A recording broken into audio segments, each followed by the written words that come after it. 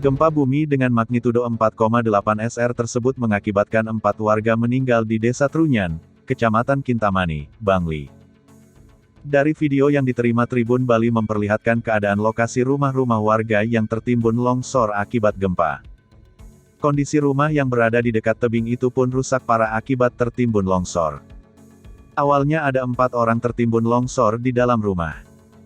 2 orang meninggal dan 2 orang bisa kita selamatkan, kata Kasih Kedaruratan dan Logistik BPBD Bangli, I Ketut Agus Sutapa, kepada Tribun Bali.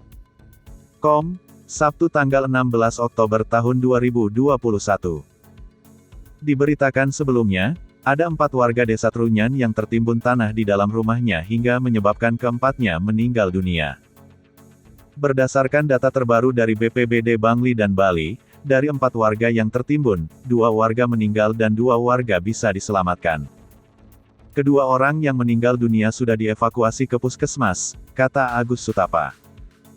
Gempa bumi 4.8 SR yang mengguncang Bali juga mengakibatkan sejumlah sanggah milik warga di Kabupaten Bangli dan Karangasem rusak parah. Kerusakan terjadi di beberapa desa di wilayah Kecamatan Tembuku, Bangli. Seperti di Desa Yangapi dan Metro. Sementara itu, akibat gempa tersebut sejumlah sanggah tempat persembahyangan, warga di Desa Metro, Tembuku, Bangli, dan Desa Rendang, Karangasem, dilaporkan mengalami kerusakan parah. Gempa bumi hari ini di Bali, terjadi pukul 18.23 waktu Indonesia Barat atau pukul 18.23 WITA, Sabtu tanggal 16 Oktober tahun 2021.